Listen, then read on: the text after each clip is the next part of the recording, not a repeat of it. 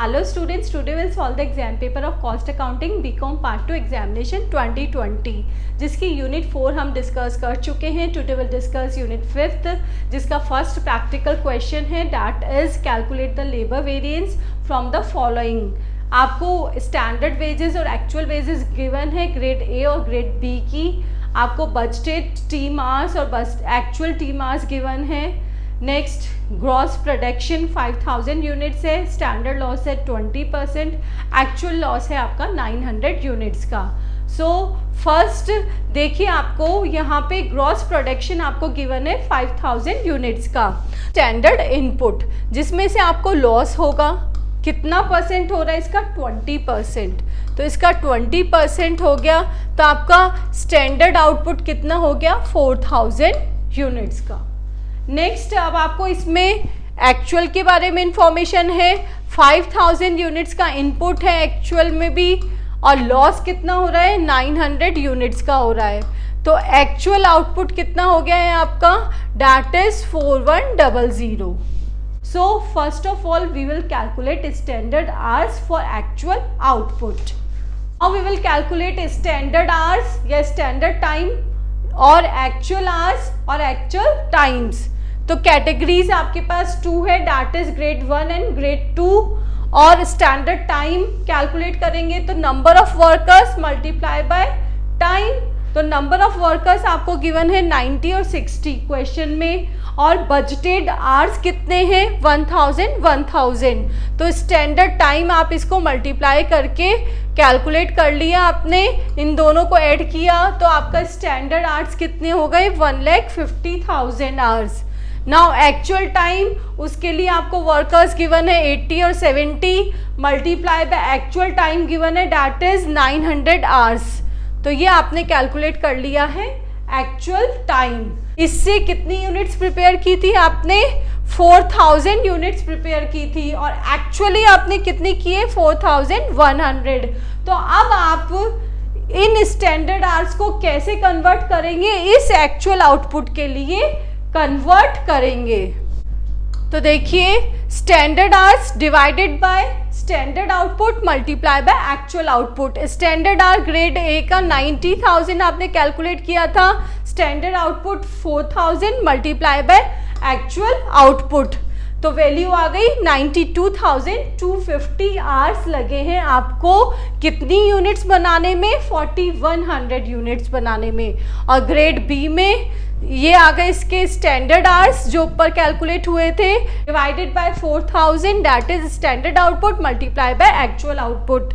Value आ रही है 61,500 आवर्स. इतने घंटे ग्रेड बी को लगे हैं कितनी यूनिट्स बनाने में 4100 यूनिट्स बनाने में. तो टोटल स्टैंडर्ड आवर्स कितने हो गए हमारे 1,53,750. फाइन.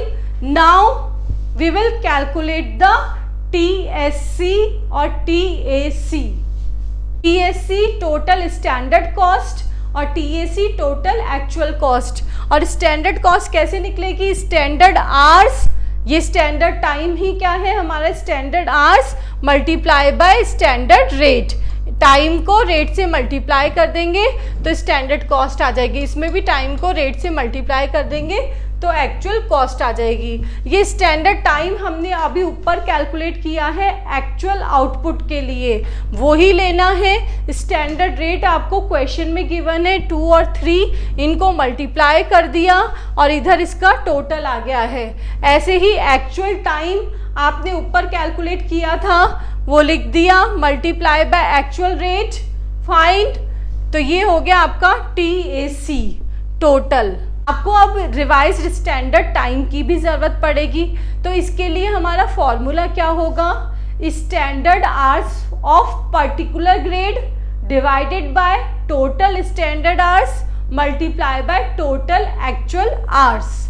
तो अब इसका हम कैलकुलेशन देखते हैं. हम कैलकुलेट कर रहे हैं RST. तो पर्टिकुलर ग्रेड का स्टैंडर्ड आवर्स ये है. टोटल स्टैंडर्ड आवर्स कितने हैं आपके ये multiply by total actual hours. Total actual hours कितने हैं 1,35,000. तो ये कैसे आया आपका 92250 डिवाइडेड बाय 153,750 मल्टीप्लाई बाय ये 135,000। ऐसे ही इसको कैलकुलेट करेंगे। ये कैसे आया आपका 61500 divided by total standard hours 153,750 multiply by ये टाइम एक्चुअल 135,000। आज स्टैंडर्ड टाइम का कैलकुलेशन हो गया है। Now we will calculate variances. First है labour cost variance. That means आपको कॉस्ट का डिफरेंस निकालना है।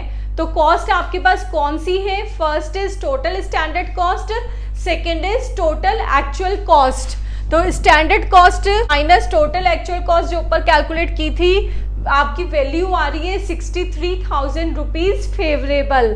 क्यों? क्योंकि ये प्लस में आया है हमारा आंसर, इसलिए फेवरेबल।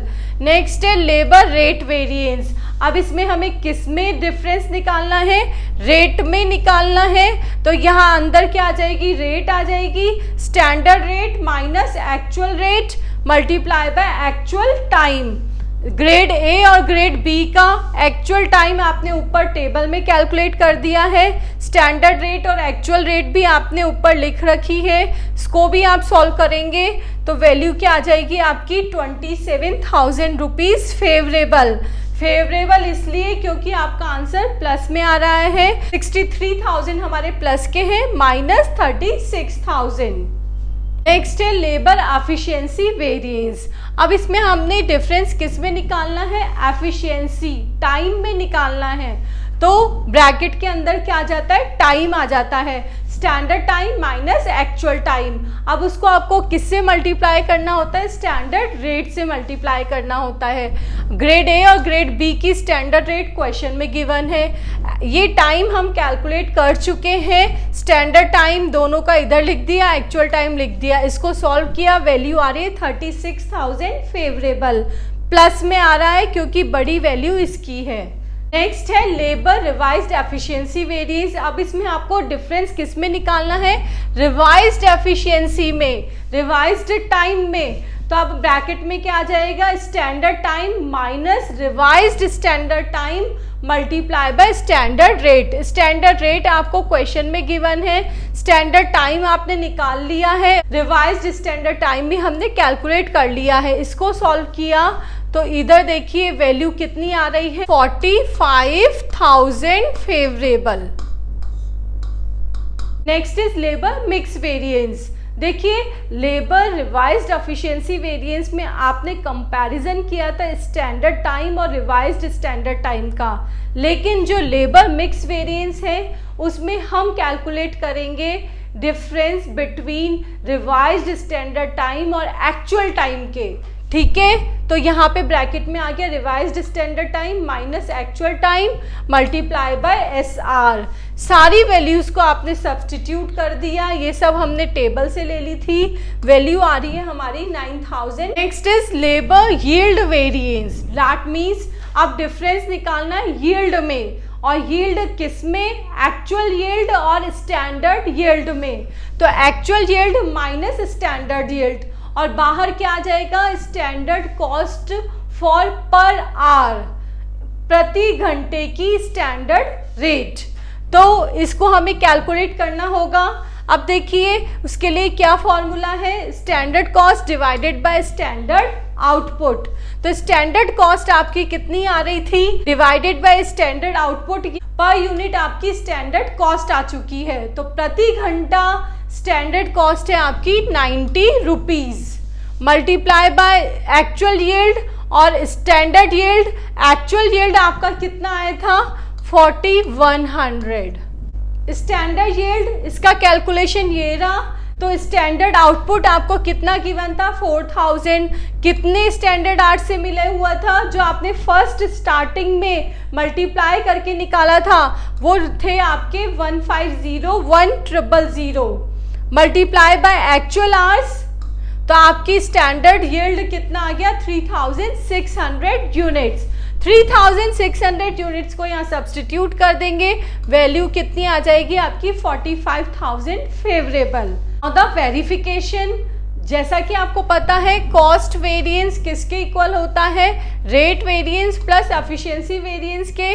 लेबर कॉस्ट वेरिएंस है हमारा 63,000 फेवरेबल, ये है इतना, और ये 36,000 फेवरेबल। दोनों को हमने सब्सटीट्यूट कर दिए, वैल्यू कितनी आ रही है हमारी 63,000 फेवरेबल। नेक्स्ट है लेबर एफिशिएंसी वेरिएंस, जो किससे मिलके बना है, labour mix variance plus labour revised efficiency variance. इनकी वैल्यू सब्सटीट्यूट कर दी तो ये इसके इक्वल आ रहा है, दैट मीन्स हमारा क्वेश्चन सही है। नेक्स्ट है लेबर रिवाइज्ड एफिशिएंसी वेरिएंस किसके इक्वल होता है, लेबर यील्ड वेरिएंस के। दोनों की वैल्यू सब्सटीट्यूट कर दी, दोनों इक्वल आ रहे हैं, दैट मीन्स आपका क्वेश्चन सही है।